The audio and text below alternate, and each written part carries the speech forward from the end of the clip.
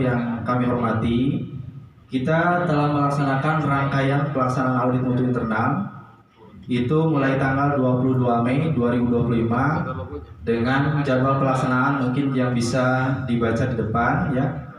Ini rangkaian ini merupakan kegiatan yang luar biasa dan kami juga tentu mengapresiasi atas kerjasama dari semua pihak, terutama para dekan dan ketua prodi PAI yang telah berkenan untuk mempersiapkan data-data, bukti-bukti dukung yang bisa menjadi semacam pelengkap ya atau pendukung pelaksanaan audit mutu internal ini.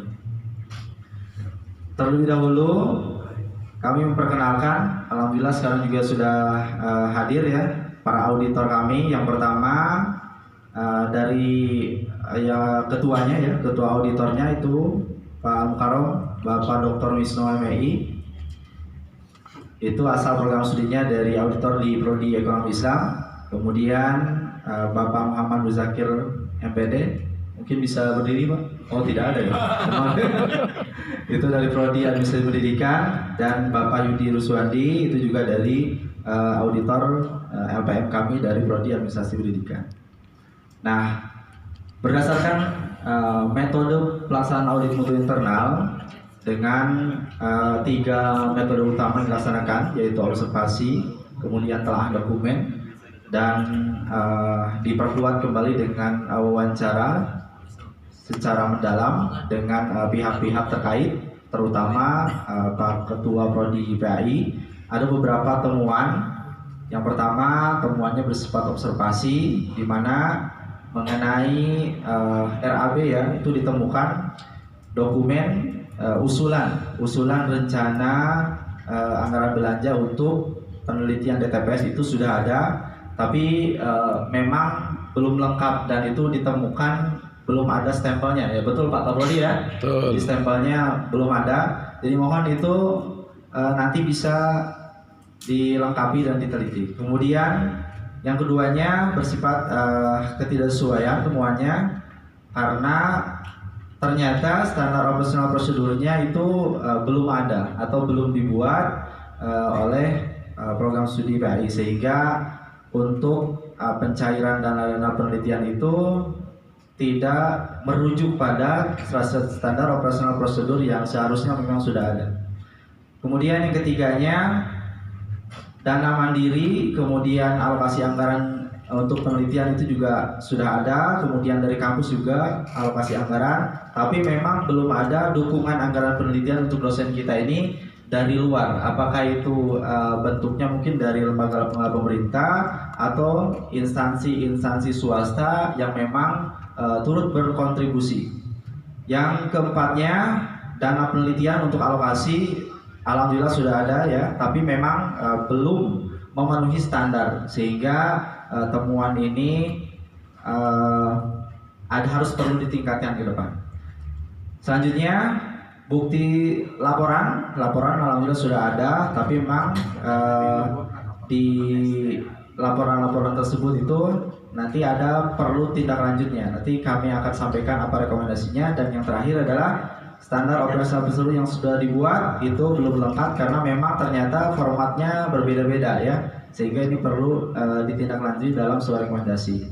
Nah, berdasarkan temuan tersebut, yang pertama rekomendasinya adalah Ketua Program Studi PAI harus melakukan langkah-langkah peningkatan ketelitian, terutama itu dalam penyusunan usulan proposal RAB dana penelitian DTPS yang diajukan melalui dekanat kepada wakil rektor, sehingga hal-hal detail-detail seperti capnya belum gitu ya, itu akan bisa dikoreksi sedini mungkin, sehingga pada langkah terakhir output proposalnya itu sudah menjadi output proposal yang sahih, yaitu sudah ditandatangani dan dicap.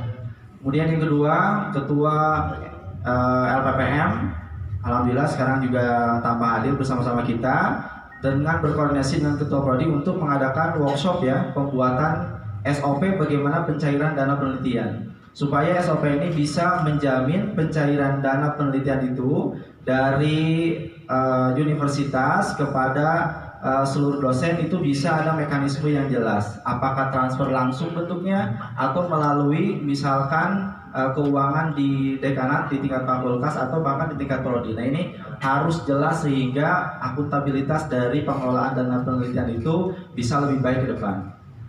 Kemudian yang ketiga, Dekan Fakultas Tarbiyah dan Keguruan bersama-sama dengan LPPM itu melakukan langkah-langkah konkret ya untuk mulai mencari dana penelitian dari luar. Tidak hanya bersumber dari pemerintah, mungkin peningkatan dosen dalam animo dosen dalam mengajukan penelitian, apakah itu Litbang atau penelitian-penelitian lain yang sifatnya ternyata banyak juga dari swasta, Pak.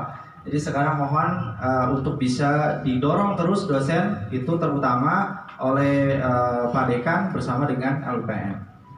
Selanjutnya Pak Rektor mohon izin untuk mengupayakan Pak. Jadi ke depan alokasi dana penelitiannya memang harus sesuai standar.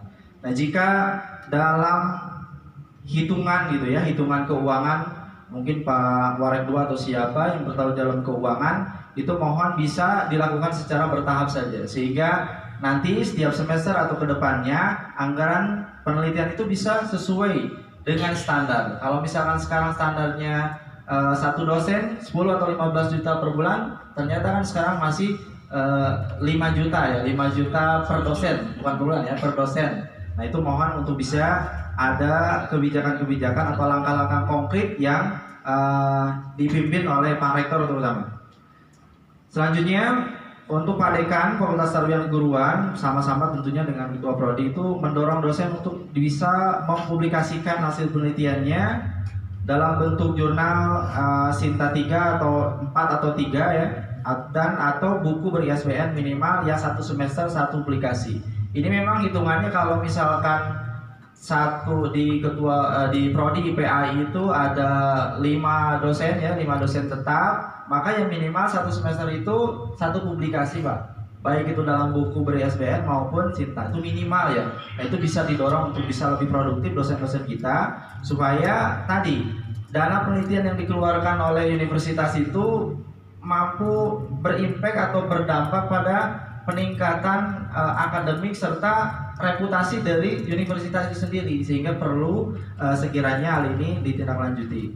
Kemudian yang terakhir, karena tadi ditemukan SOP-nya yang formatnya beda-beda, maka hal ini perlu untuk satu standar. Istilahnya satu rumah, satu universitas sebaiknya SOP-nya juga dalam satu format, sehingga ini selain menjadi karakter atau menjadi ciri juga akan memudahkan ketika ada stakeholder yang lain yang membaca SOP tersebut, sehingga flowchartnya satu format bisa lebih jelas dan lebih mudah untuk dipahami. Demikian Pak Rektor dan para dekan serta Kaprodi yang hadir laporan dari hasil audit. Mudah-mudahan laporan ini bisa ditindaklanjuti dengan sebenar-benarnya dan sebaik-baiknya supaya apa yang kita harapkan ini bisa tercapai. Mohon maaf dari kami atas nama LPM. Terima kasih. Assalamualaikum warahmatullahi wabarakatuh.